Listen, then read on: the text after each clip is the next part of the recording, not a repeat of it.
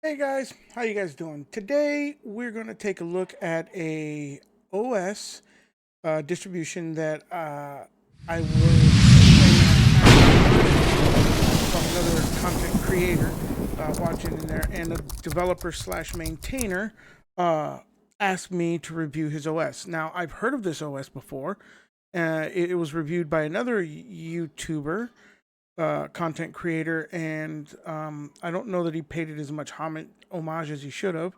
But I figured, why not? I've never reviewed it, so let's do it.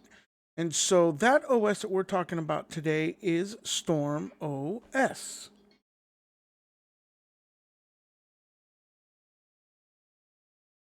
And here is what it looks like when you boot into it.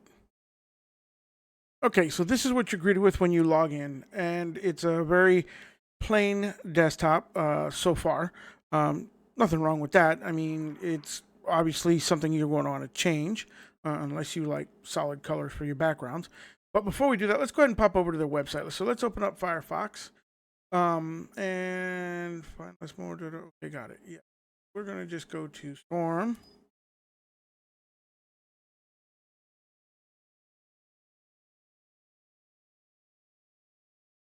I can. And here it is. Here's their website. It can be found over at stormos-linux.com. Uh, it is a very minimalistic website, which is spot on. You don't want to be reading paragraphs and dissertations on a website. So I think it's very nice. It's clean, it's neat, it's organized. About Storm OS. So Storm OS is a Linux distribution based on Arch and LFS, or Linux from scratch, developed by Ben Fitzpatrick. That's the gentleman that asked me to do this. With the contributions by Silent Robot, Seeker, Razor 1981, Yu-Gi-Oh! Master 88, and more. It features KDE and XFCE desktops, Arch editions only, with lots of packages to help and new advanced Linux users alike to get started with each of the flavors or spins and enjoy their Linux distribution. Now, what is interesting is it says that it's included software: Steam, Discord, Wine, Lutris, GIMP, LibreOffice, LibreWolf, Zoom, and much more. However, let me see. I don't. Steam tool is in, but not Steam. And I will show you where you can install that. Okay, I thought I was. I looked at it a little bit, perused it first before I started recording, and so I noticed that. But anyhow, and is Discord installed?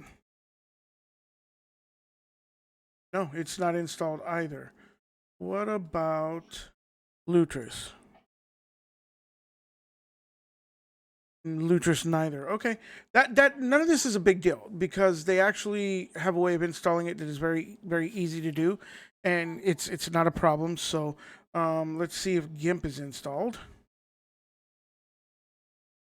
It does have GIMP installed. Yes, it's probably got the LibreOffice suite of tools, which we go here, go to Office, and no, it does not have any of the LibreOffice installed. Interesting. What about Zoom? And Zoom is not installed either. Okay, that none of that is, like I said, none of that's really a big deal because you can actually install them very easily. They've made a way of doing it. And so that it just tells you about StormOS, what they say is install, or I should say installable software. And then what is being said, where they have a couple of reviews. Switch by Linux has Switch to Linux has done a review of StormOS. A great content creator right there. TJ Wolf has also done it. The Linux Project has done it as well, and myself. Maybe I'll see my video on this webpage as well. Uh, and then also down below, you got Connect with Us. And if you click on this, I believe it takes you to their Facebook webpage, which, yes, it does, but I don't want to log. Anyhow, so there's that. And then also, they've got a live chat down here at the bottom or email where you could email them to get a hold of them. So, anyhow, that is a look at their web page as far as like what greets you. If you want to download it, you simply click this download tab over here on the top right hand side. And what's interesting here is you have a free, a basic, and a premium. I always encourage to buy either the basic or the premium, whichever one is okay to do. I believe in supporting these developers. They use a lot of time and a lot of dedication, to build and develop these and maintain them. And so everything that you give helps. As he says in the premium, it goes to help for the hosting of the website. So let's help out where we can, guys. Definitely, So that's where you can get it. Of course, you click the pay, and it takes you here. He's got a raise go of 2,000. He's already got 335, and you can go ahead and donate. If you go ahead and click on the donate now button, it'll take you here to this page, and it will you select how much you want here, a gratuity here. If you'd like to add a tip to it, 15%, you can go up to like 30%, whatever. You got to put an amount in. So say you put in $20, right? $20. Then you can do, it'll be $23. And you can select either PayPal or credit card. And then don't display my name in which you can check that, and you can just donate. You can donate anonymously right here, and then this is what your total will be by PayPal. And if you click credit card, then it's going to want you to put in your credit card details. So simple as that. That's exactly how easy it is to donate and help the cause. Either way, that is a look at how you get the ISO to install on your software. As you can see, they're using Firefox as their main browser, which is excellent. I myself am a Brave user. I like Brave because of the privacy. It is Chromium based. It's de-Googled, all that good stuff. But I do also use Firefox as well. And so let's see, they should be using the most current version because they're on Arch. Yep. And you're looking at 1.11.0. So it is a very up-to-date version and themed version of Firefox. And they've already got some extensions put in like uBlock Origin, all that stuff. So it's definitely privacy centric, already set up out of the box. And so there's that. And so now let's go ahead and let's add this, do a background on here instead of the solid color. I don't like solid colors. We'll go to settings. We're going to go to desktop backgrounds, and we don't have any. I have the backgrounds folder selected, but I don't have any pictures in there. Okay, so let's minimize this and let's open up Thunar, and let's take a look at the background folder. Now, the background folder you're going to find going to be in your root directory, your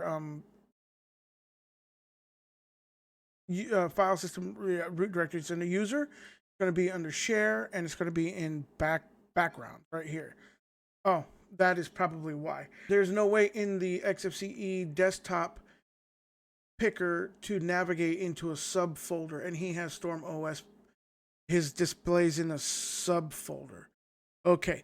So in this ISO, that is something that he's done. He's put them in a subfolder, and you can't navigate to it. And the background chooser does not automatically display what's not in the backgrounds folder. It doesn't display subfolders. So what we're going to do is we're going to close out of Thunar. We're going to do Control-Alt-T, and we're going to open up Thunar in a a root. This is the way I'm used to it. I mean, you probably could have right-clicked on it and opened it up in as root or whatever, but this is the way I'm used to doing it all the time. So we go to user. We're gonna go to share because I'm not usually in a desktop environment. I'm usually in a window manager environment. So, and we're gonna click backgrounds, and we're gonna go into StormOS. And what we're gonna do is we're gonna make this a little bit bigger.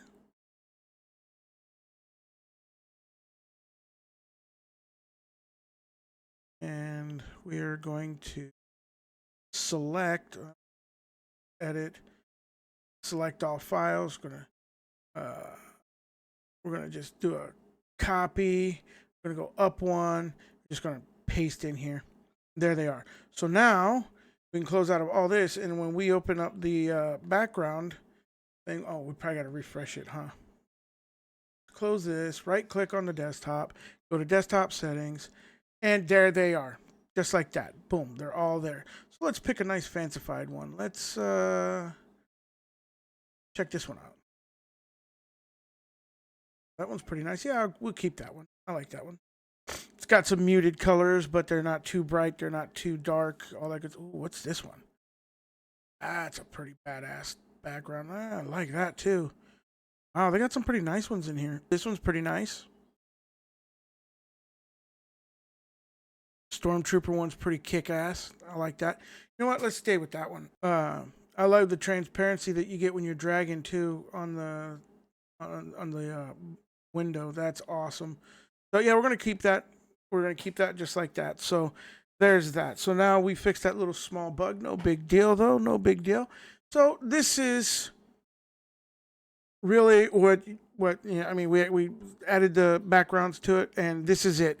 This is the XFCE version that I downloaded, which is their flagship. You know, let's open terminal. Let's do Control Alt T. Let's see if they have NeoFetch installed. And they do. So let's go ahead and let's make this window bigger and increase the font size so that you guys can read it.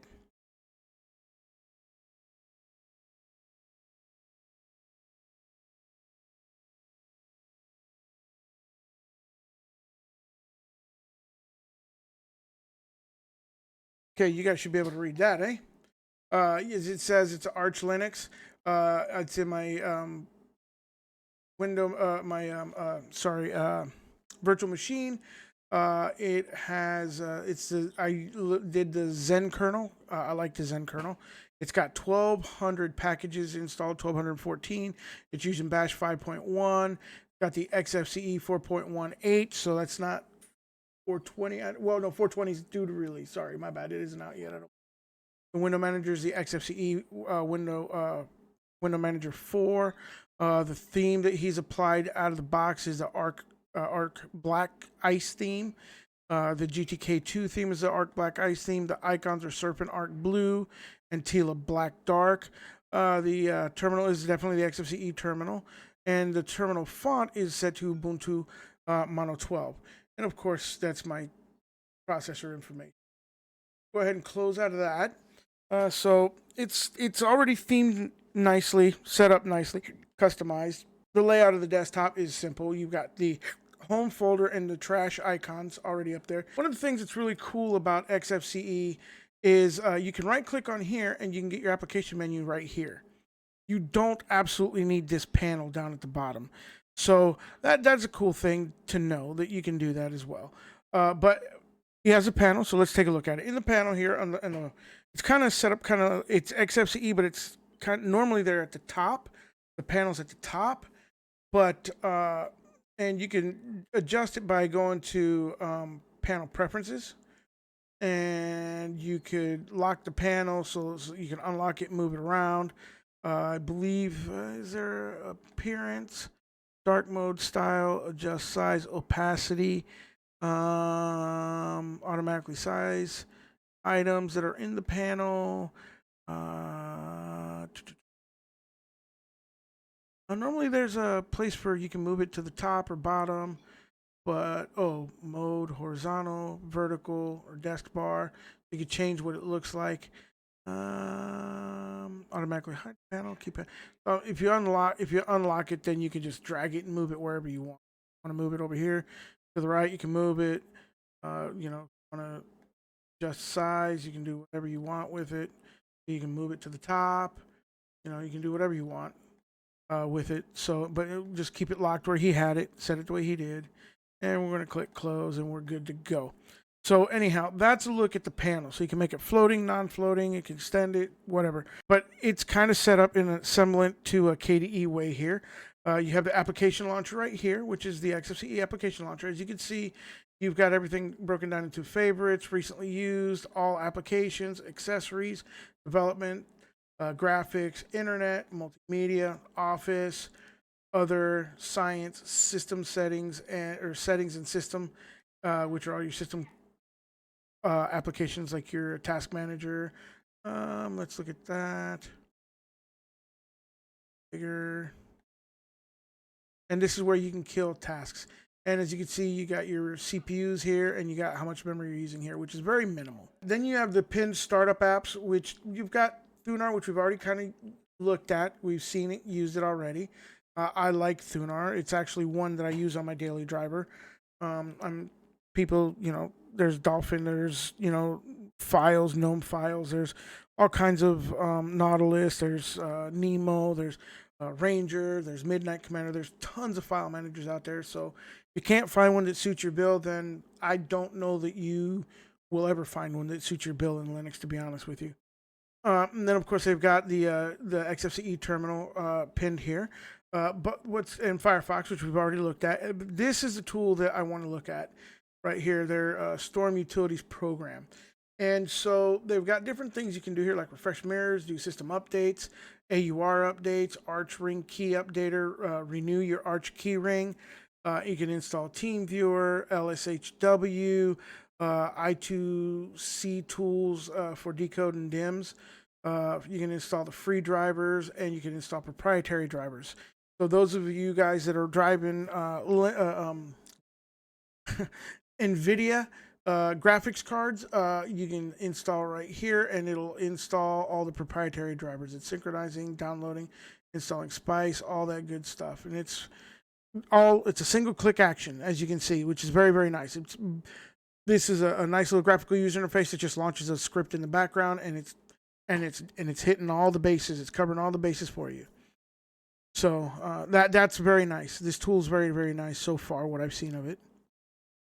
Let's let this finish what it's doing, and then I will resume the video. Oh, it finished before I could even pause it, so we're good to go there. And then for the laptop section, they've got enable trackpad, tap with click. What would be nice here is like Zero Linux and a few other Linux distributions have the ability to set the preferences for the hybrid graphics in a section like this. If you have, because a lot of the laptops, the people running it on, have hybrid graphics. And then enable power management, which requires reboot. All these that say reboot next to it in parentheses will require a mandatory reboot. Hardware memory section, you got memory reader. You've got memory reader 2, which works on other PCs. LSHW for system info and decode. Memory reader 2 memory info, and the memory reader 2 text. So basically it'll read your memory, print out it'll pipe it into a text file for you. And so it does that. Blank your screen, select here, block detail info is there on the first one. Now that's for the regular system info or the maintenance, updates, and support. Now you got games and utility scripts. Now this is where all those things that we were talking about on the web page that were not there, like Steam right here. Okay, dang it, I'm gonna close that. Steam, you got Heroic Launcher, you got Lutris Launcher, you got Proton GTE, you got Mango HUD Go Overlay, Bottles, which by the way, Bottles is a very nice Windows containerized or wine containerized application. If you don't know what it is, check it out. I'll probably do a video on it. There's a couple of content creators that have done them a while ago, but I don't know that anybody's done any recently, and a lot of people still don't know about Bottles. So that's actually a pretty cool tool. System tools and utilities, they've got Warpinator, the GNOME calculator, Flame Shot, Transmission, Thunderbird, and Zed text editor. For Office, even though their webpage said LibreOffice, they've switched it to Only Office. So here's where you can install Only Office. You can the media installer for Steam, install Minimize to Tray, which requires an auto reboot program launchers. launch all file directory menus, XFCE display settings, download manager, media Steam player, stream player, create a launcher for a desktop panel, launch DuckDuckGo search engine, launch a website, open website link. There's that. So then under cups printers, of course, that's going to have all your stuff for your printers. HPs, which are already pre-installed and optional, or the Epson drivers. Then about here is where you can donate once again. And then Arch University, which is very nice here because they have ArchOS commands, StormOS Arch commands. They got the wiki here, explanation of Arch commands. They got third-party software for AUR website. They've got beginner video tutorial on Pac-Man for those of you that are not used to using Pac-Man. Although they do have PAMAC installed, and we'll take a look at that in a minute. Novice and advanced video tutorial on Pac-Man, and then reserved means that they have a space to add more if they need to. So now that's a look at the tabs that are here for the software that you want to add. Now, optionally, you have the logout, you have the system info by LSHW, which is relaunch, the child process status one. Don't worry about that. System resources via top. So this tells you what you're sitting at. Let's go ahead and make this big. Let's increase the font size. And as you can see, memory, I've got 4 gigs here. Doesn't give, for swap, I'm not using anything. CPUs. 1, 2, 3, 4 of them. 4, 5, 6. Sorry, 6. Wow, 6 CPUs, and it's using very little of those guys. But anyhow, so that's a look at that via top. Then you've got update utility program, which is going to do the updates. I'm not going to worry about that. Add or remove software. This should launch PAMAC, and this is what I wanted to show you. So for those that are new to Linux, new users that are not really strong in the command line, like, installing it via Pac-Man, well, this is your add or remove software that's available like a software center. And so this is actually, I believe, was created by Manjaro's team, but a lot of the Arch distributions use it through the AUR because it is available on the AUR. And so in here, you can, of course, hit browse, you hit the spectacle and type in, like, say, OBS, right? Hit enter, and here's everything that's OBS or has OBS in it, somewhere in the description or the name or whatever. But here's OBS Studio. If you want to install it, you just click on it, click install, and you go down here and you hit apply at the bottom. But I'm not going to do that. I hit cancel on that, and I am going to let's see. Up here at the hamburger menu, that's what I want to show, is go to your preferences, and you can, for third party over here, you can enable AUR, which will open you up to a lot of bleeding edge software. Now, if you're a seasoned vet, you can go ahead and do that. But if you're a new to Linux user, I'd advise you not to go to the AUR. And the only reason why is because it is bleeding edge. So you will get updates constantly on that. And some of them may break your system. It's advisable to stay with the curated apps that the distribution developers and maintainers have curated for the app, because those are ones that they maintain within their repositories as a normal, and those are the ones that will avoid breakage with your distribution. Here you can also enable Flatpak. Now, Flatpaks are very nice because with Flatpaks, it's kind of like snaps, only they're actually created by Fedora, and they were made for desktop environments. They download all of the dependencies, all in the container that it needs, and you just enable it. The only downside to snaps is to launch it, you gotta do snap, or Flatpak run, and then the name. Now, that's where it gets a little sticky.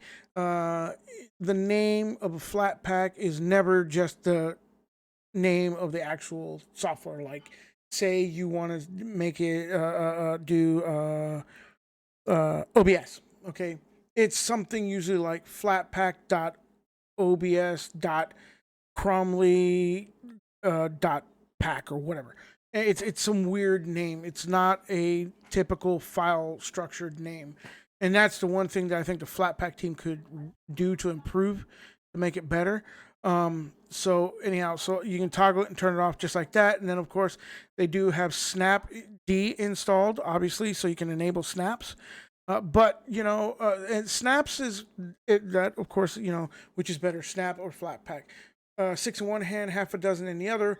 One is actually created more for server oriented things, and that would be Snap because it was created by Canonical for their server side of things, but then they've applied it to the desktop, and now they're pretty much so making all the Ubuntu based derivatives do that, and that's why you're seeing a lot of them switch going to being just regular Debian based. Because they don't believe in snaps. They don't want to use snaps. They rather use Flatpaks.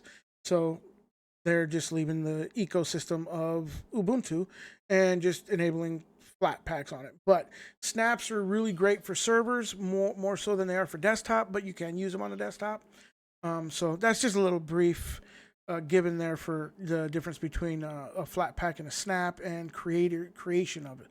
So anyhow, so that's that. So under general, of course, you can do here. Now, this is something that I would suggest to change on your parallel downloads. You can change it to 10. I go into my 8 Arch ones, and I have actually changed it to 20, and it is blazing fast. It like it's almost instant. You can go more than 10, but most people go to 10. That's what's advised. I'm always risky. So that's the purpose of Arch Linux, man, is to be risky, live on the edge. So so you can change it here, and then also for under advanced, you can check disk space, remove unrequired dependencies, so that way you keep a lower profile on your hard drive for storage. You can don't check for updates when installing. You can enable downgrade, which is definitely what you want to do, because if you have something that broke that you just installed, then you can just downgrade it to whatever you want, and then you can ignored upgrades will be right here. So that's a look at the PAMAC software thing, and the way to get to it is basically you go here, you go to System, Add or Remove Software, and that's what opens up is your PAMAC. They do have No, they don't have it installed. If it's installed, you'll see this delete icon right here. So here's like LibreOffice right here, that like the LibreOffice still, which you can install here instead of only Office. So I guess they're giving you the well, of course PAMAC will, because it's it's their software repository. But anyhow, they're pushing more the only Office through their start script. So now that is a look what's on the left hand side of the panel. Now on the right hand side of the panel, you've got your standard stuff, like you've got a weather widget here, which is very nice. I've already customized it and set it. It's 47 degrees out. We're actually starting to get warmer. We've been freezing the last couple weeks, but now we're getting warmer. Then they have this would be the mail watcher. So this will let you know if you have any emails, because you can sync. If you go to properties here, external programs, run on click, and you can assign which one it is. And also you can add mailboxes to it. So you can like add your Google mailbox, your Gmail mailbox, your whatever mailbox that you want, whatever, right here. So that's a nice little app that they have here. And of course, this is your PAMAC trayer notification. You can click on here and open up Package Manager here, and it opens up the PAMAC. And then of course you can quit it. It's got your up and down here for your notification of your network connection. So it's showing your Ethernet network. You got your volume. And then I think this is a battery indicator. For it, no, it's not. It is, yeah, Power Manager. Yeah, it shows you if you're on a laptop. It'll show you your percentage for your battery, your laptop battery. And then of course you got your notifications here, where you can clear notifications. It'll show over here on the left hand side any notifications. And then of course you got your time and date, which opens up your calendar. And I believe you can check if you have anything in there. You double click on it or what. I don't know if it's 100% interactive or it just shows that. You may have to go to calendar and applications, or download a calendar app and link it to that. But either way, if you go to properties, you could set your time zone, which is set to Eastern time zone. I don't know why. should be set to Western, or, Los Angeles for me because it's the West Coast one. You can check out the layout, which you can change to analog, digital, fuzzy, and LCD. Oh, for the clock part. Huh, that's cool. Go to analog. No, sorry. Go to binary. No. Wrong one. Digital? Yep. Digital is where it gives you the date and time. Time only. Time and date. See how it's there. Change it that way. You can change all kinds of stuff. Lots of cool things you can do with this in settings. That's what's nice about a lot of your things in XFCE. You can right click on them and you go to properties and you could move them. You could do whatever you want with it. You can fix it, do whatever it is that you want. So that is a brief look at StormOS. Now the question is, StormOS, is it good for use? And I would say 100% yes. The XFCE edition is. The only bug snafu that I had with it was a very simple one. It was that the backgrounds were not in the backgrounds folder where you could actually access them through the background switcher. It was actually in a subfolder which you cannot access in the switcher. So that may be something that Ben, if you're watching, I'm sure you're going to watch the video. I appreciate you giving me the watch. I appreciate you asking me to do this for you. That's the one thing that I would suggest that you change. Other than that, it is a absolutely wonderful distro. I really enjoy the simplicity of it, the minimalisticness of it. It's got only what you need in it. You have their tool, their Storm tool to run all the different and install different things was actually very awesome. Some of those can get laden with a lot, but this one didn't. So yeah, guys, go ahead and download StormOS, give it a test drive, enjoy it. If you're a new to Linux user, don't be afraid to use it. It's actually Arch kind of made easy. As actually a lot of distributions are doing that now. They're making Arch a lot easier unless you're doing vanilla Arch. And even that's gotten easier because I actually have an installer for it anymore where you don't have to actually compile it like you used to. Let me know what you think. Leave a comment down below. Don't forget to like and subscribe. And as always, you guys keep doing what you do. Stay blessed and keep on Linuxing. Have a great day. I'd like to say thanks for watching the video. It really means the world. But before we go, I'd like to thank my Patreons, Brian Bomarito and Mislav Presla. They help keep the lights on, and I really, really appreciate them. If you'd like to become a Patreon like them, visit me over at my Patreon page, Linux_tube, and help out if you can. Really appreciate you guys taking the time. Thank you so much.